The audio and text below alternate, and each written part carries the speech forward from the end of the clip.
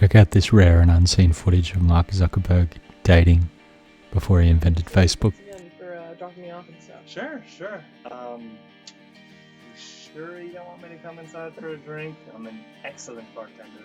Good with my hands. I'm sure. I watched some New Girl. Oh, Very Nick from New Girl coded, I've been told. tempting. I'm just kind of tired. Maybe next time? Tired. Okay. Yeah. Yeah? Next time. Okay. Yeah. See ya. Thanks. Bye.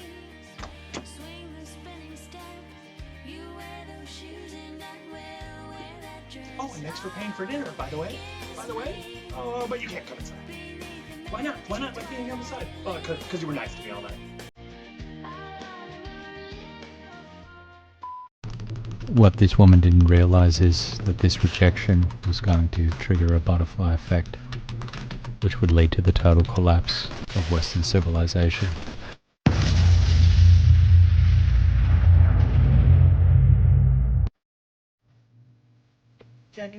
Fast forward to 2025, Facebook, YouTube, Reddit, and every other forum is filled with defeated and exhausted men. The state of dating. Men are expected to meet every unrealistic criteria for the average woman. 6 foot tall, 100,000 plus income, worship level attention, left-leaning beliefs, financial support, minimal child rearing, willingness to support children from previous relationships, and acceptance of non-commitment. On the flip side, women and society place almost no expectations on women to meet any standard at all. So it's no surprise that men are simply opting out. And guess what's right there to catch them? Gaming addictions, OnlyFans, gym bro signs, and grind set. Each one ready to extract the little bit of money and attention that they have left. But it wasn't always like this. Thinking back to a time when our grandparents were young, the two modest teens usually met at school or very early in their career, stayed together for life, died married, happy 60 years later.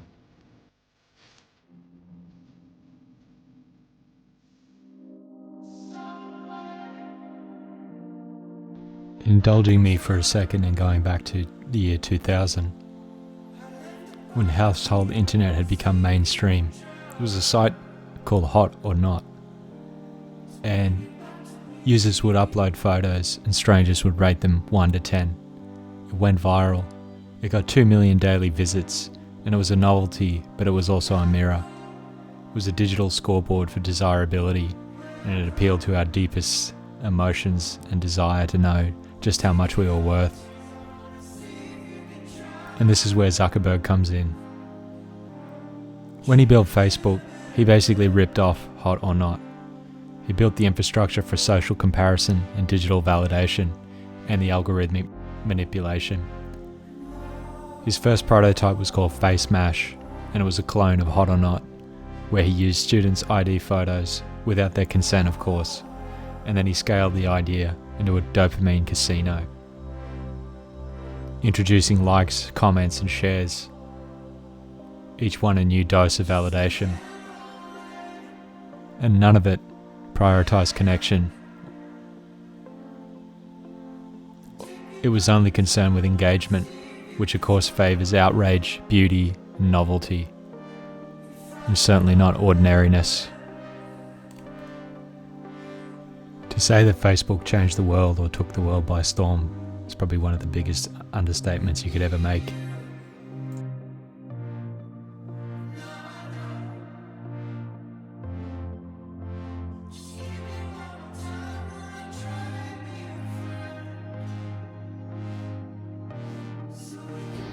Now I am become death, the destroyer of worlds.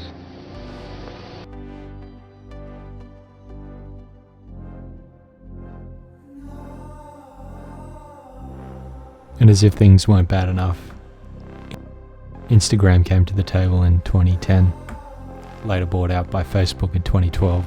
And this is where things really went into overdrive. It was basically a curated museum of the hottest people on earth. Models, influencers, celebrities, filtered, edited, surgically enhanced.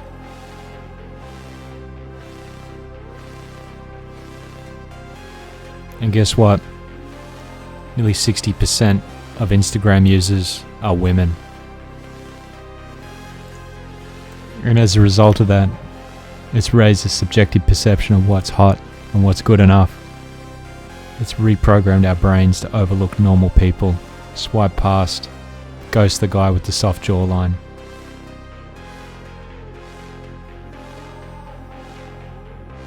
It's radically reprogrammed our standards through brutal repetition, all in the name of making money.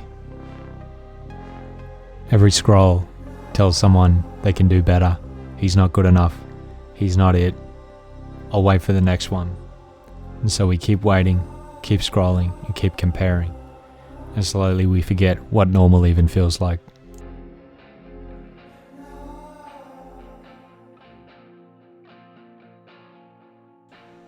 And so now we turn to Tinder, the ultimate caste system. Luck of the draw. Were you born good looking? Great. Average or below? Forget about it. Don't even bother. 95% of Tinder matches go to the top 10% of men. Everybody knows that now. The average male's match rate is 0.6%. The top 1% are drowning in options. They don't need to settle. The average woman is bombarded with Instagram perfection, and she's quietly convinced that she deserves a 9 out of 10 male, even if she's a 4 herself, just because the system told her that she could. And the criteria that she uses? Purely physical. Take a look at this. They created a fake dating profile of a very attractive man, and they put in the dating profile, I have a criminal record for beating a woman, but we all have a past. This account receives 800 matches in 48 hours. 800 matches. Ladies, nobody's that hot.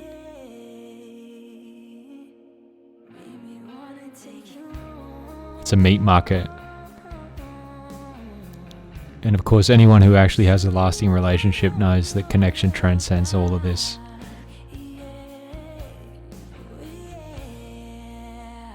And Tinder doesn't provide or reward that at all. It's just desirability, and that depreciates fast. So what happens when millions of men feel unwanted, unseen, and unworthy? Well, of course, they disengage from dating, from society, from hope. Birth rates plummet, marriages collapse, and the void we fill with immigration, new faces, new customs. And for men already feeling displaced, it's just another layer of pressure and alienation. And the final nail in the coffin?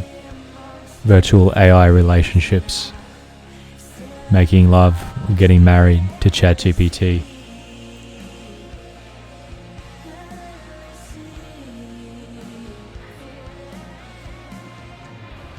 Are you carrying the fire? Okay, so here's my take. If you're a man, you're carrying a chromosome that's been passed on from one generation to the next for literally millions of years. Well, are you? You owe it to every single one of your ancestors. Just keep trying till you succeed. Almost everything's just a matter of how many times you pull the slump machine. And the stats aren't actually that bad. Marriage rates haven't really fallen that much. And if all else fails, we probably got robotic girlfriends coming up soon.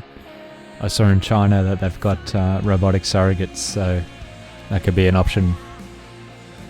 Anyway, hope you enjoyed this. And one final thing, although I did like to make a bit of fun of Zuckerberg, because it's so easy to do, I just think he's a jerk. The reality is someone else would have figured out all that crap if it wasn't for him. It was an advancement of technology, not any particular personality. Thanks, and consider subscribing if you enjoyed this video.